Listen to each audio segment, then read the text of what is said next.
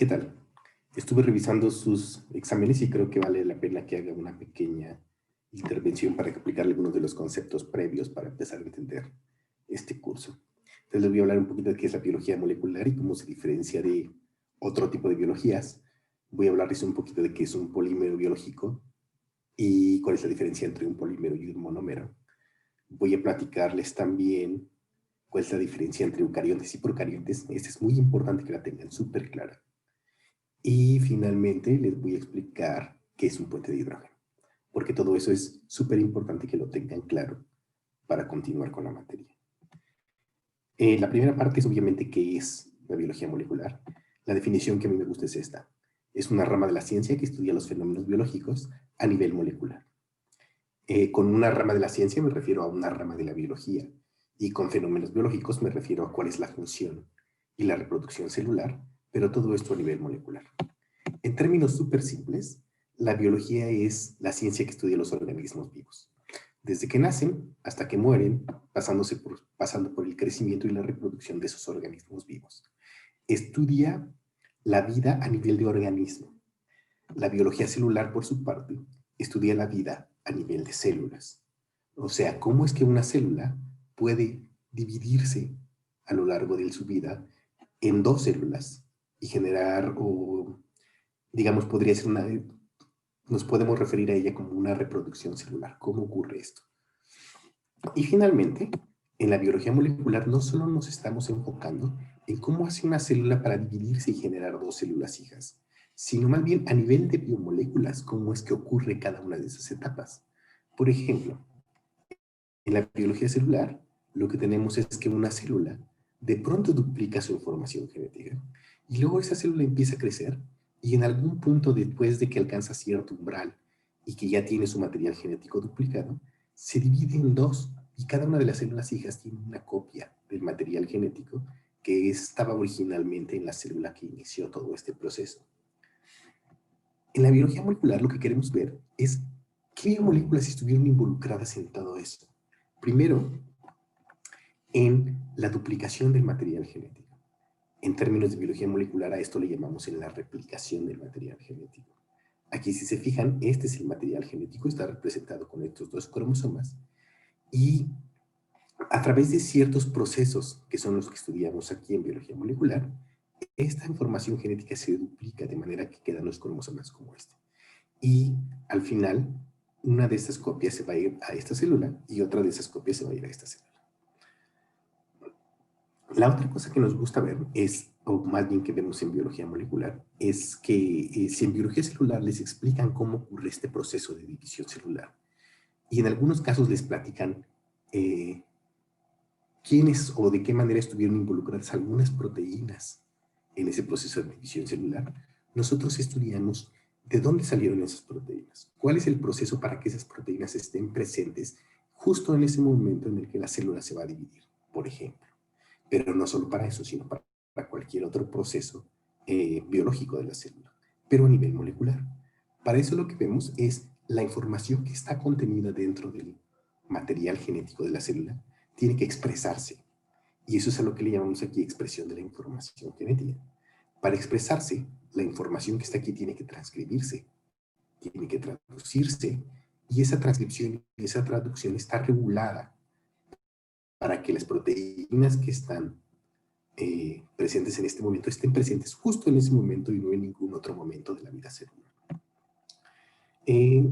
Ahora, una de las cosas que tenemos que tener bien claros es de qué están hechos los organismos vivos. Muchas veces cuando les pregunto esto me empiezan a decir que están hechos de carbono, hidrógeno, nitrógeno, oxígeno y en particular de elementos vivos. Como esta es una casa de biología, lo que yo quiero que me digan es de cuál es la unidad mínima funcional que todavía está viva dentro de un organismo vivo. Y con eso me refiero a las células. La unidad mínima que está viva en un organismo vivo es una célula. Sin embargo, no todas las células son iguales. Aunque pueden ustedes decirme que hay células animales, células vegetales, células de hongos, organismos unicelulares y pluricelulares, etcétera, etcétera, etcétera. La principal diferenciación que me importa a mí que tengan bien clara es la diferencia entre una célula procarionte y una célula eucarionte. Ambas células están vivas, pero tienen diferencias fundamentales. La primera es, o más bien algunas de las diferencias que quiero que tengan súper claras, están presentes en esta diapositiva. Esta es una célula procarionte, esta es una célula eucarionte.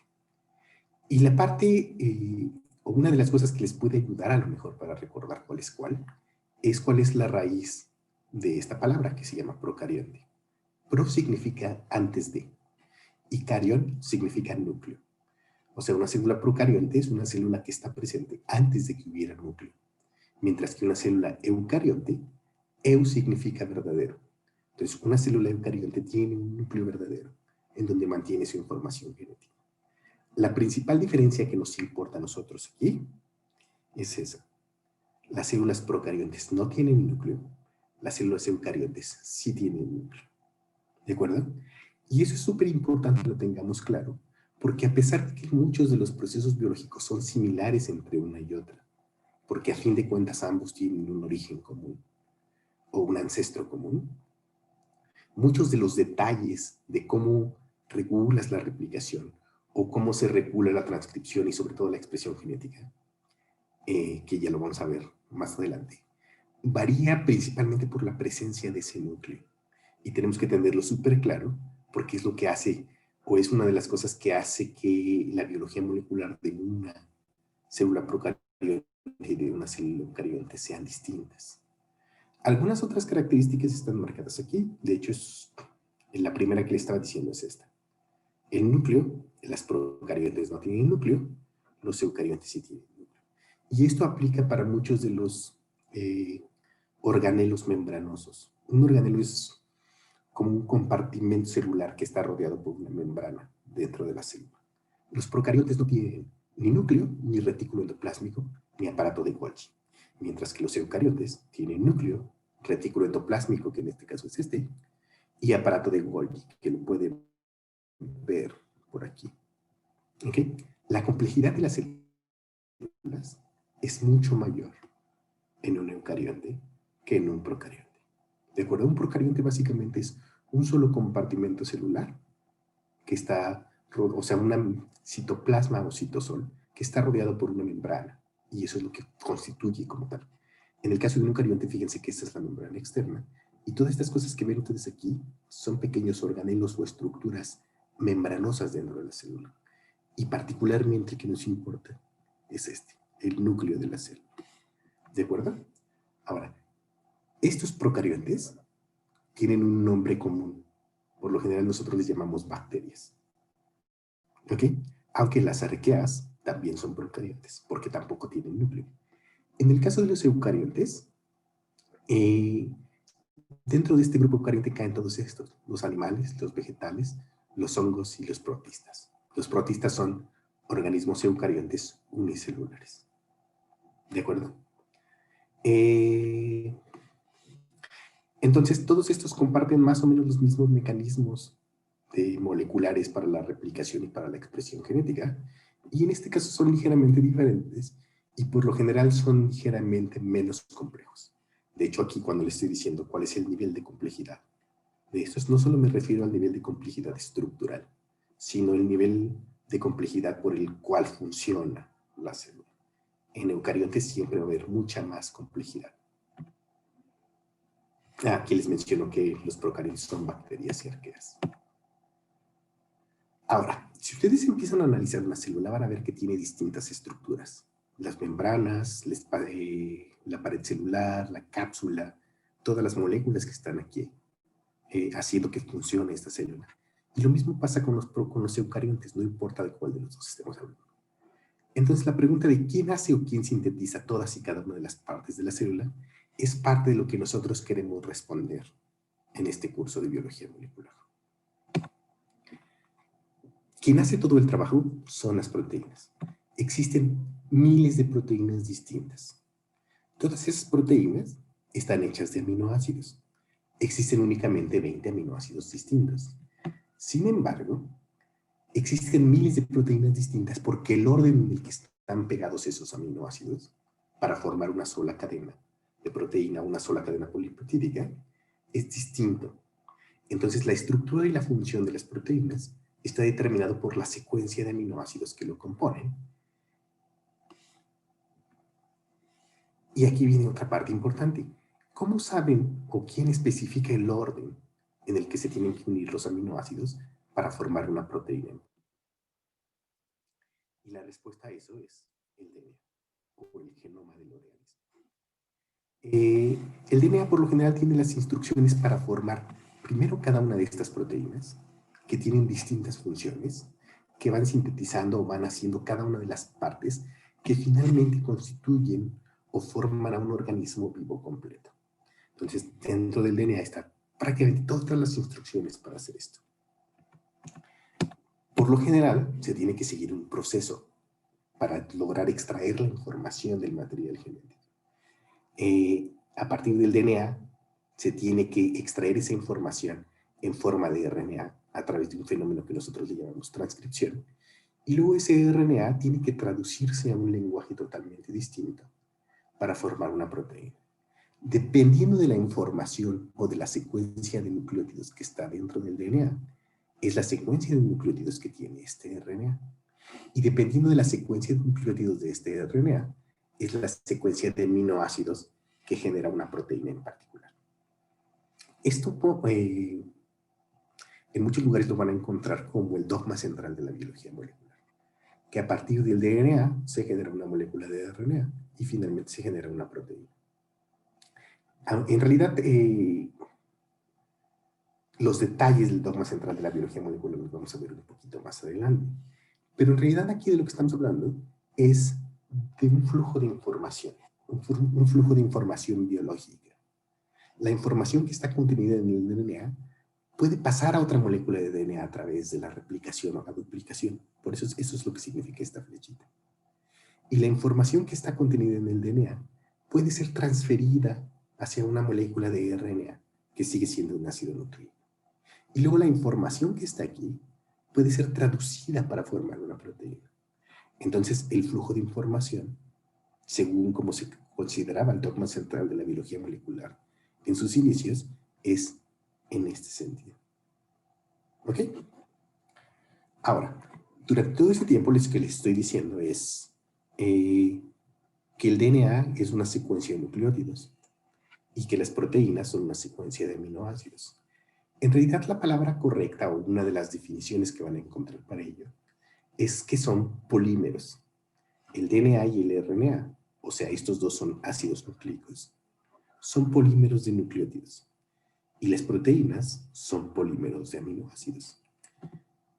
¿Qué es un polímero? Es una de las cosas que también tenemos que tener súper claro. La palabra polímero se deriva de esto. Poli significa muchos, mero, partes.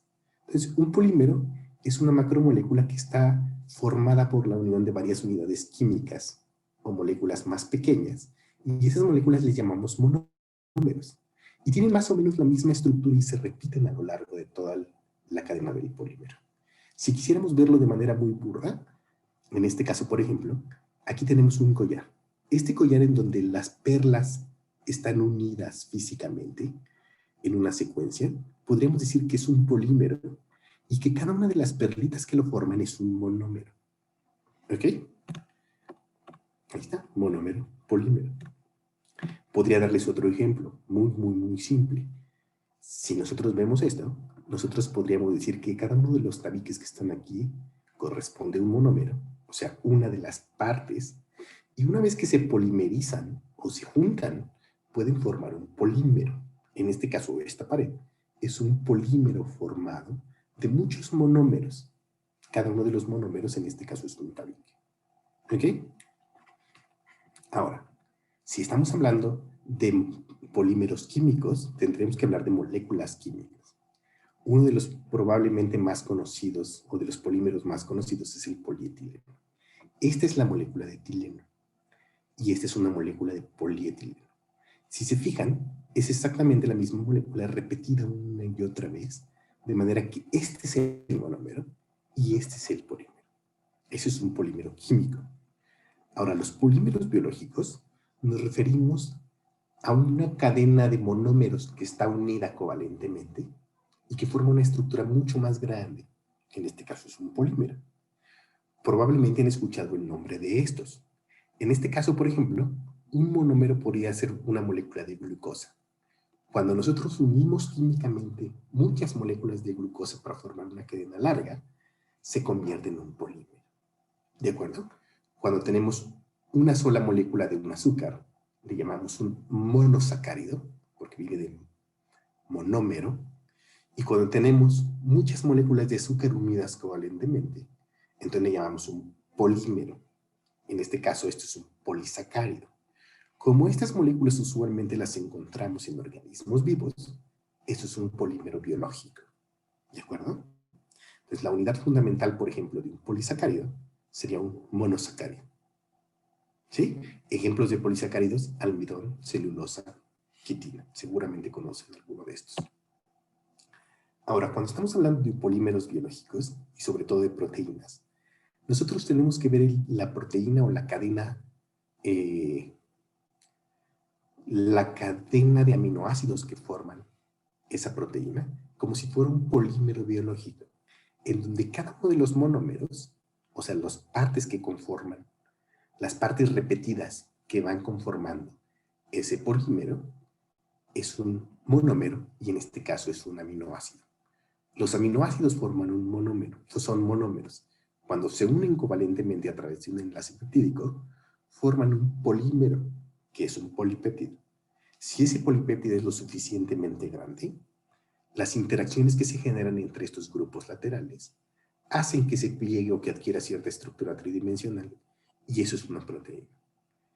La estructura tridimensional que va a agarrar ese polipéptido depende de la secuencia, o sea, del orden en que estos aminoácidos están polimerizados. ¿De acuerdo? Ahora, a lo mejor no es tan claro para todos que estos son monómeros, debido a que las cadenas laterales de cada uno de los aminoácidos son ligeramente distintas. Pero la estructura general del aminoácido es exactamente la misma. Tienen un grupo amino, tienen un grupo carbonilo, tienen un carbono alfa o carbono quiral con un hidrógeno unido, y tienen una cadena lateral, que en este caso está representado aquí con esta R. Entonces, este es el monómero, este es el polímero. ¿Cuál es el monómero de las proteínas? Los aminoácidos.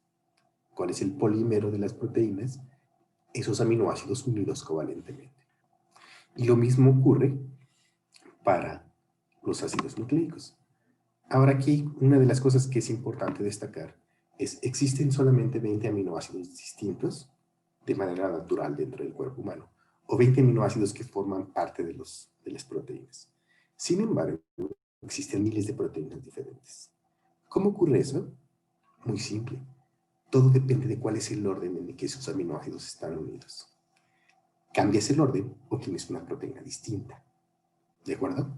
Entonces, miles de proteínas distintas porque existe diferente secuencia de aminoácidos. Ahora, esto ya se los había explicado.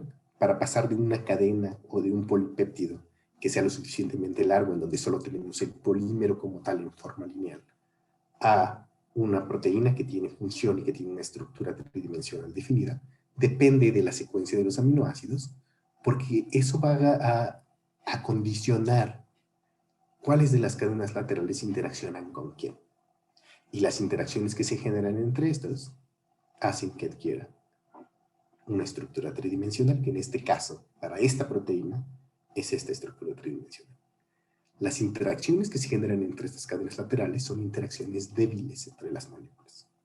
Esas interacciones débiles son fuerzas de Van der Waals, unas cosas que le llaman el efecto hidrofóbico, y sobre todo puentes de hidrógeno que se generan entre estas. Ahorita vamos a ver qué es puente de hidrógeno. Ahora, la información genética de todos los organismos vivos se encuentra en otro polímero, el ADN. El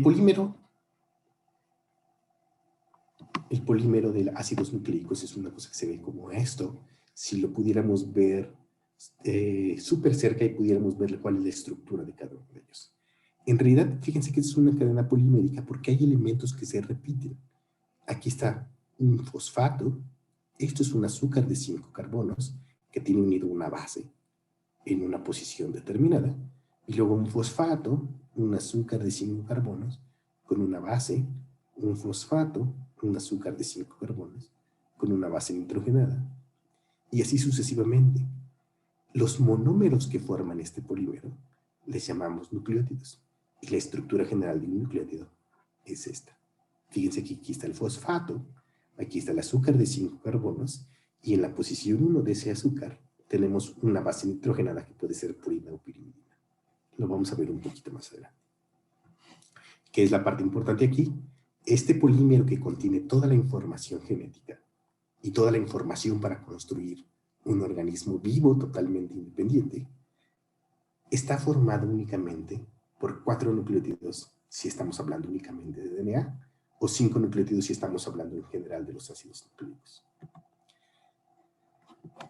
Entonces acuérdense, una de las cosas que tienen que tener súper claras para este punto y que seguramente vieron en sus clases de biología es: las proteínas están hechas de aminoácidos. Los ácidos nucleicos, el DNA y el RNA, están hechos de nucleótidos. ¿De acuerdo?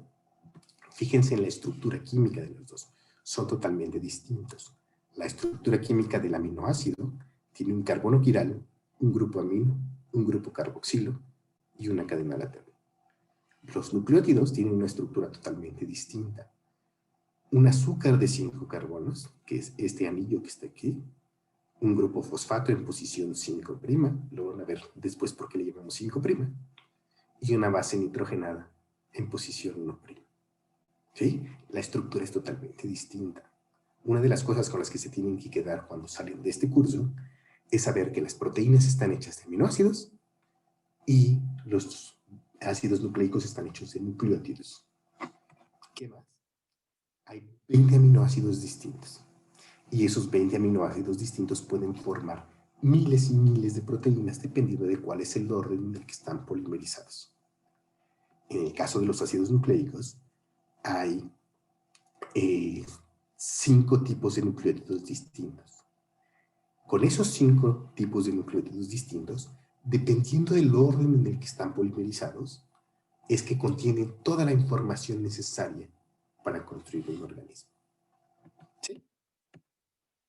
Entonces, si seguimos el dogma central de la biología molecular, bueno, no el dogma central, sino si seguimos la lógica de dónde a dónde vamos en este curso, fíjense que la información genética está dentro de las moléculas de DNA o dentro de los ácidos nucleicos, que está formado o cuya información depende de cuál es el orden en el que están polimerizados 5 tipos distintos de nucleótidos.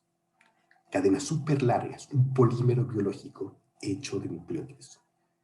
A partir de la información que está aquí, se pueden hacer distintos tipos de proteínas.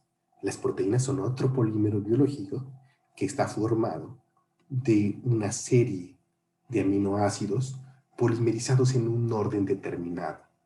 Un orden que está definido por la secuencia de nucleótidos que tiene el DNA. Y todas estas proteínas, trabajando concertadamente, son las que sintetizan cada una de las partes que tiene que tener una célula. ¿Sí? Si vamos más para allá, dependiendo de qué proteínas estén presentes en distintas células, se pueden formar organismos mucho más complejos, pluricelulares. Ahora, la última parte es esta.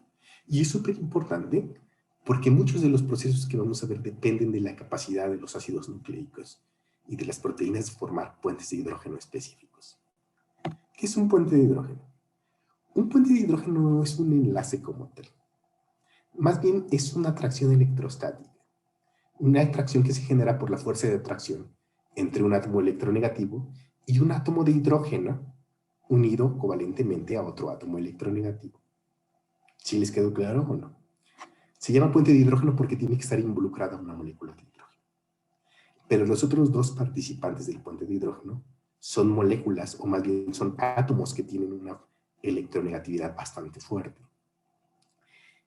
Por lo general, cuando les explican el puente de hidrógeno, les ponen un ejemplo como este, en donde esta es una molécula de agua, aquí está el oxígeno con sus 2 hidrógenos, y esta es una molécula de agua, aquí está el oxígeno con sus 2 hidrógenos. Sin embargo, cuando están lo suficientemente cerca 2 moléculas como esta, se genera una atracción electrostática entre ellas, de manera que este hidrógeno se siente ligeramente atraído a este oxígeno, que forma parte de una molécula que estaba totalmente separada. ¿Por qué ocurre esto? Por atracción de cargas. Si nosotros pudiéramos tomar esta molécula que está aquí y ver en dónde están localizados los electrones, por lo general la gente les pinta los electrones aquí, estos electrones, estos puntitos que están aquí, representan pares de electrones desapareados. Pero si nosotros pudiéramos ver la nube electrónica que está localizada allí, veríamos una cosa como esta. Fíjense, esto que está aquí es el núcleo del átomo de oxígeno. Y esto que está aquí es el núcleo del primer átomo de hidrógeno y del primer átomo de hidrógeno. Estos están unidos covalentemente.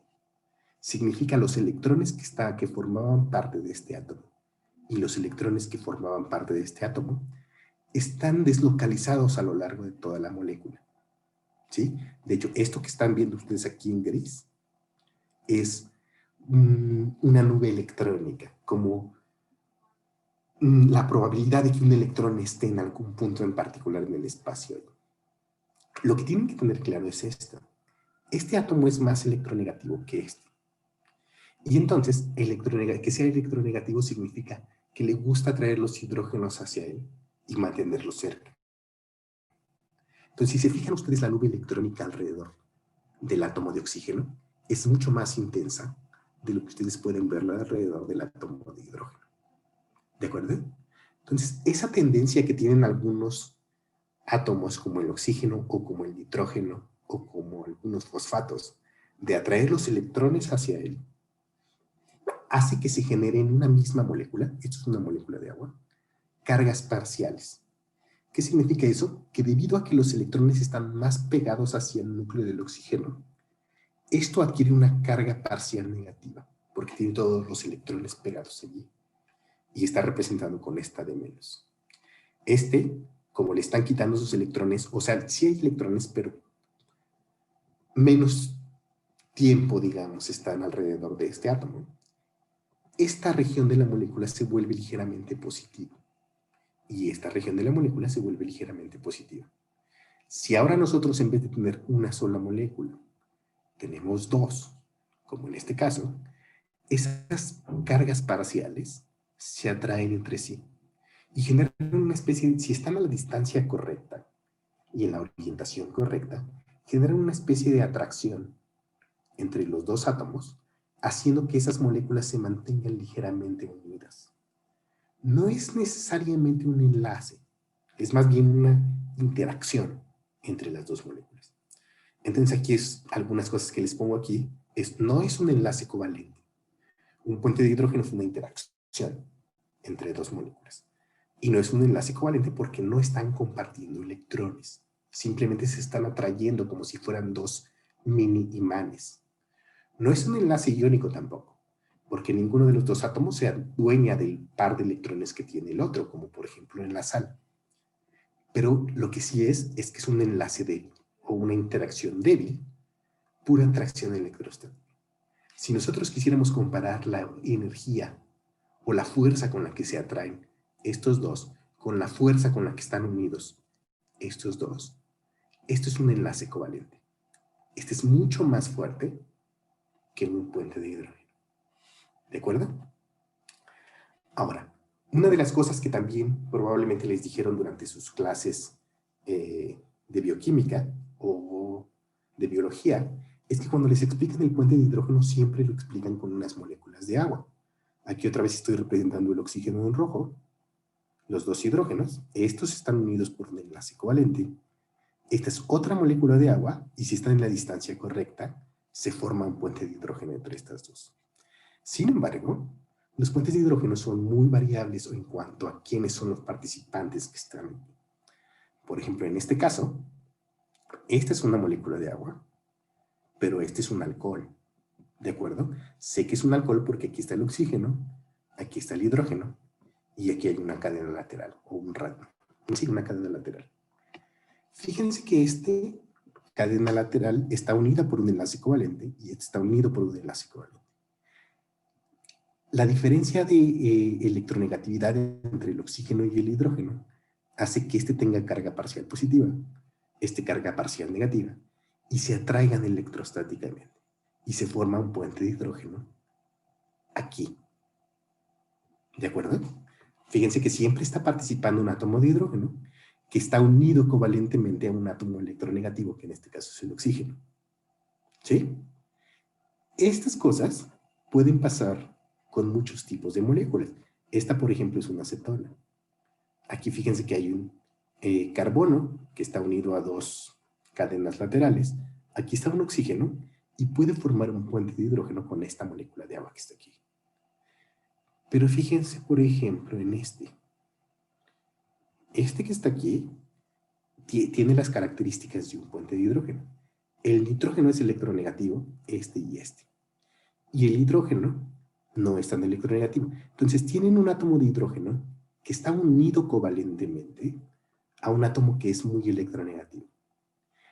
Y eso hace que se genere una carga parcial positiva en este hidrógeno que puede establecer interacciones con otro átomo que sea electronegativo, en este caso con un nitrógeno.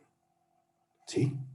Entonces, los puentes de hidrógeno no necesariamente ocurren entre un átomo de hidrógeno y un átomo de oxígeno. Más bien tiene que ser entre un hidrógeno que tiene carga parcial positiva y algún otro átomo que sea lo suficientemente electronegativo para tener una carga parcial negativa.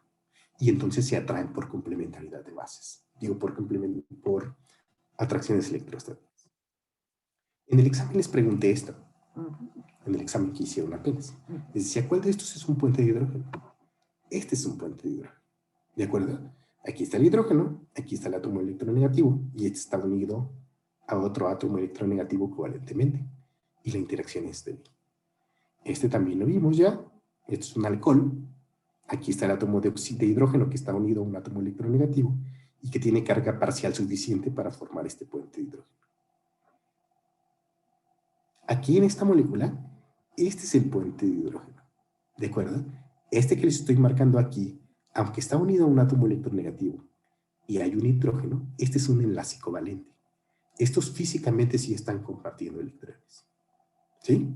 Entonces, este no es un puente de hidrógeno, este sí. En este caso, estas de hecho son dos bases hidrogenadas, dos bases que van a ver formando parte de los ácidos nucleicos. Y estos tienen la capacidad de formar puentes de hidrógeno específicos con otras bases. Este es un puente de hidrógeno, este es un puente de hidrógeno. ¿De acuerdo? Ahora, esto que está aquí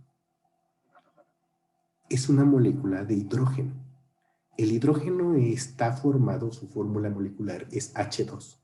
Significa dos átomos de hidrógeno que comparten un enlace covalente. ¿De acuerdo? Entonces, en algún punto del examen les pregunté o les hacía referencia que si el puente de hidrógeno era un enlace que se formaba entre dos hidrógenos. No. Eso no es posible. Siempre tiene que haber un átomo que es electronegativo. Esto es una molécula de hidrógeno. ¿De acuerdo? Finalmente les expliqué también en el examen, o les pregunté en el examen, si estuviéramos comparando un enlace covalente y un enlace de puente de hidrógeno, ¿cuál de esos sería cuál? Y les decía, ahorita que estábamos viendo en la clase, el puente de hidrógeno es una interacción electrostática débil. Por lo tanto, el puente de hidrógeno sería este. En comparación con un enlace covalente, en donde dos átomos están compartiendo los electrones como tal, y es un enlace que es bastante fuerte, bastante difícil de destruir. En este caso, el enlace covalente sería este. Bueno, hasta aquí dejo este video, espero que les sirva. Nos estamos viendo en la próxima clase.